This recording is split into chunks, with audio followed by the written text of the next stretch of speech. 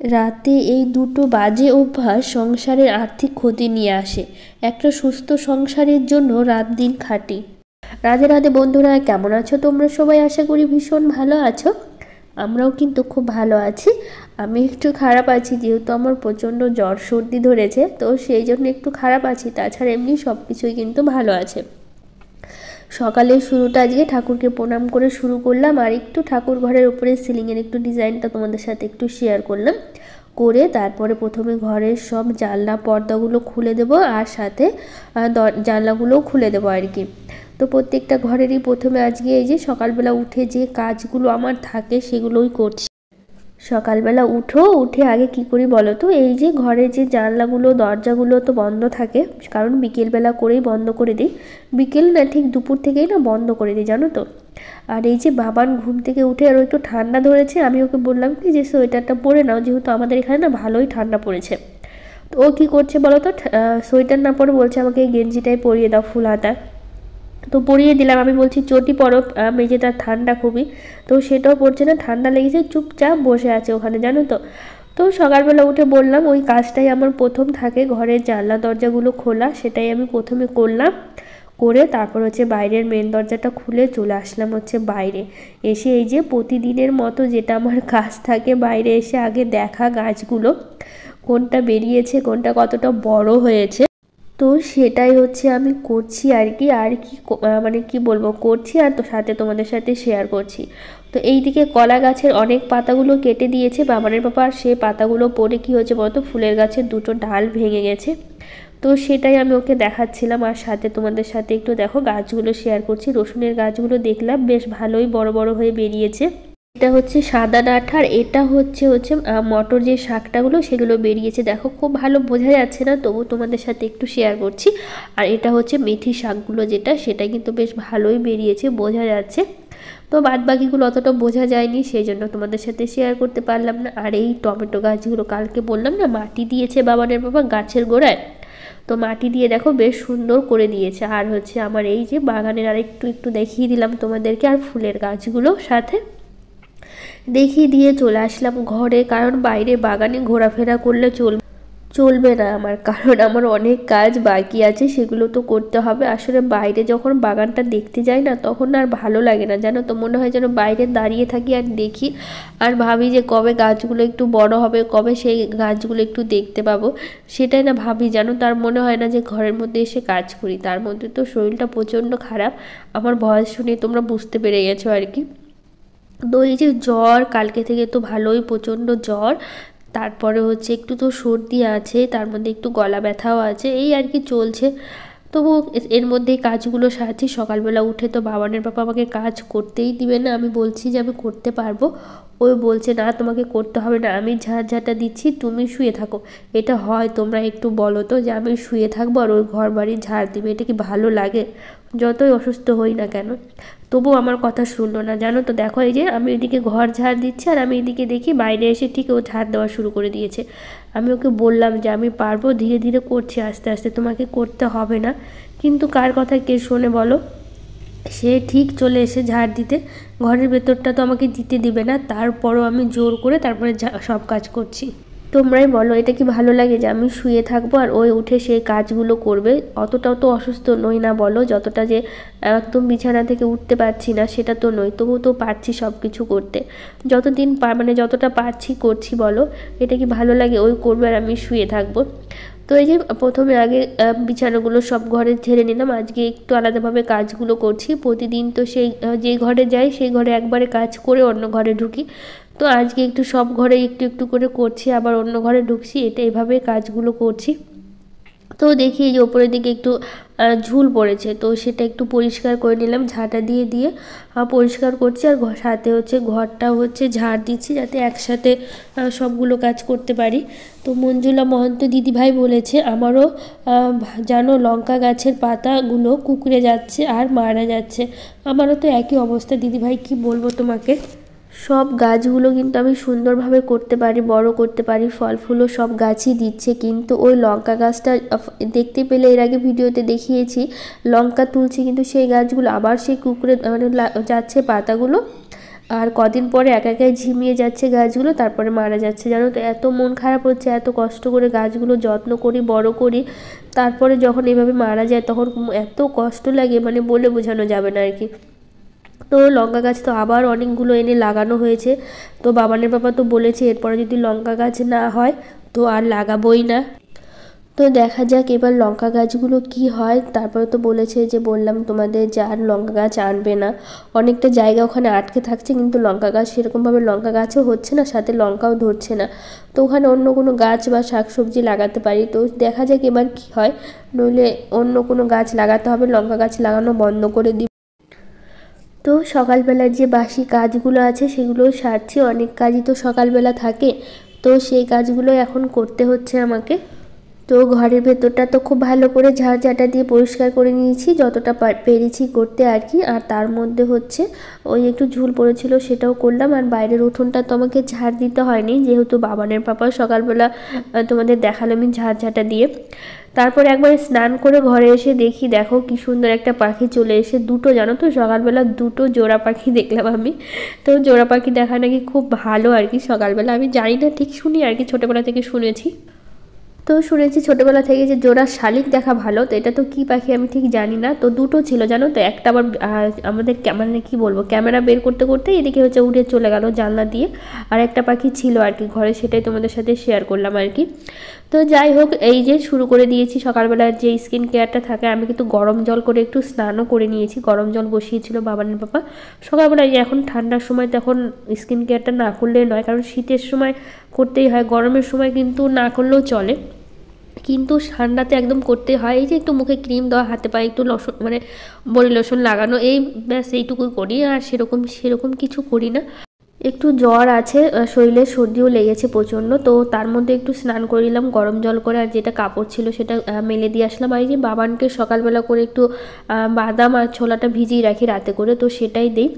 আর এই যে রাত্রেবেলা করে কিন্তু আমি রান্নাঘরটা একদম ভালো করে পরিষ্কার করে রাখি। আসলে রাতে এই অভ্যাসগুলো করে রাখা কিন্তু খুব ভালো, এতে কিন্তু পজিটিভিটি কাজ করে বাড়িতে। আর তার মধ্যে রান্নাঘরে কিন্তু কখনোই এঁঠো বাসন রাখা উচিত নয়।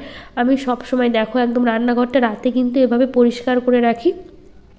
আর যত এঁঠো বাসন আছে সবটাই কিন্তু আমি ধুয়ে মেজে পরিষ্কার করে রাখি, এইভাবে রাখাও উচিত সব সময়।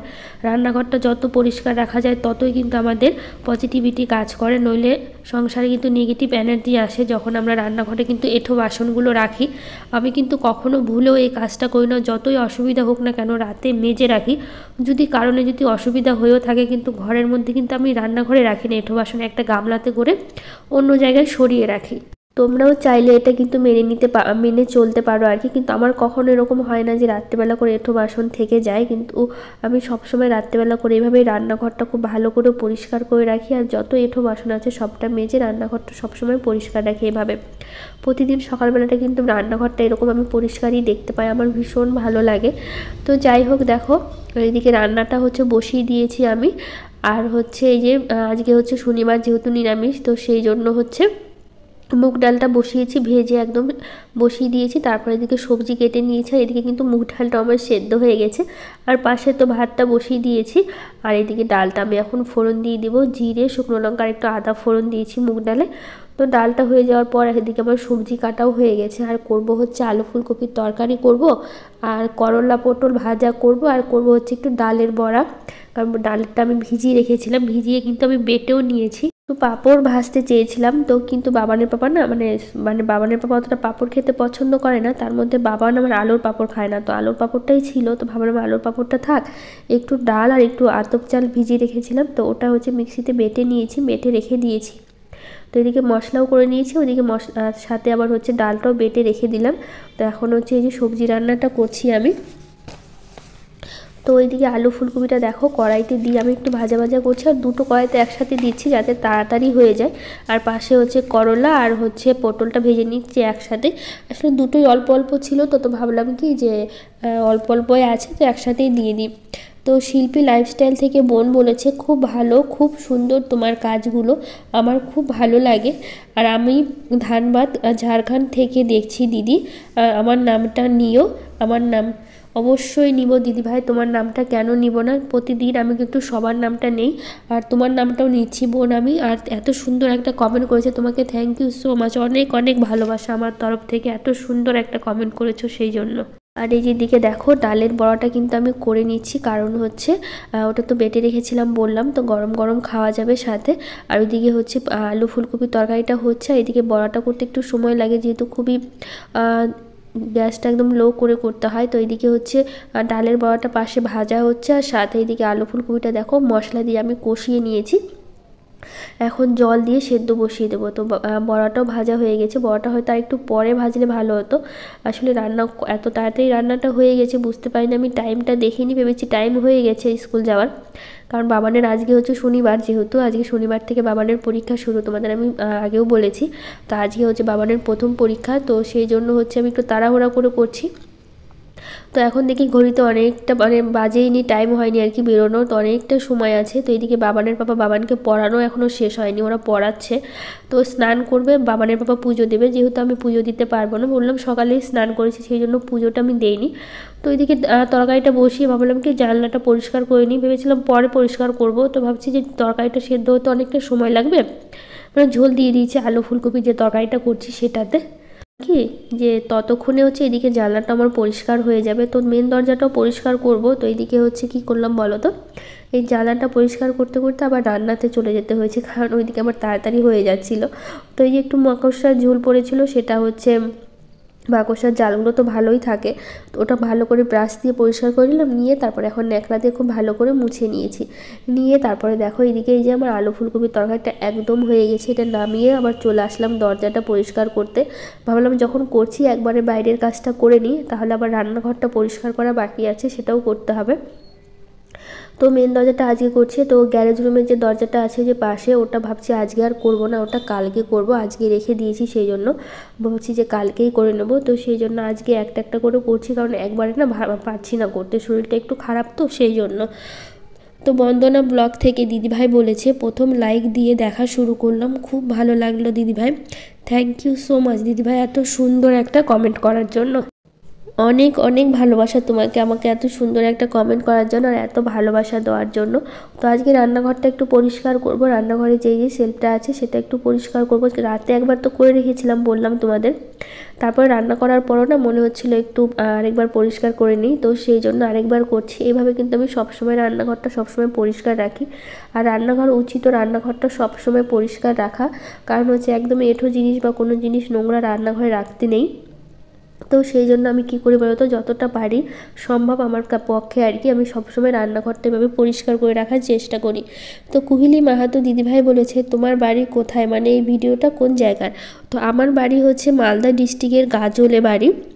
তো হচ্ছে তুমি যদি ভিডিওটা দেখে থাকো দিদিভাই অবশ্যই আমাকে জানিও, আর তোমাকে আমি বললাম যে আমি কোথা থেকে ভিডিওটা বানাচ্ছি, মানে তুমি কোথা থেকে ভিডিওটা দেখছো সেটাও কিন্তু জানাতে একদমই ভুলো না, অবশ্যই জানিও যে তুমি কোথা থেকে আমার ভিডিওটা দেখছো, তাহলে আমিও জানতে পারবো যে আমার ভিডিওগুলো কে কোথা থেকে দেখে। আর তোমরাও সবাই যারা যারা আমার ভিডিওগুলো দেখছো অবশ্যই জানিও কে কোথা থেকে ভিডিওগুলো দেখছো, এতে আমারও বুঝতে একটু সুবিধা হবে যে আমার ভিডিও কত দূর পর্যন্ত দেখছে সবাই।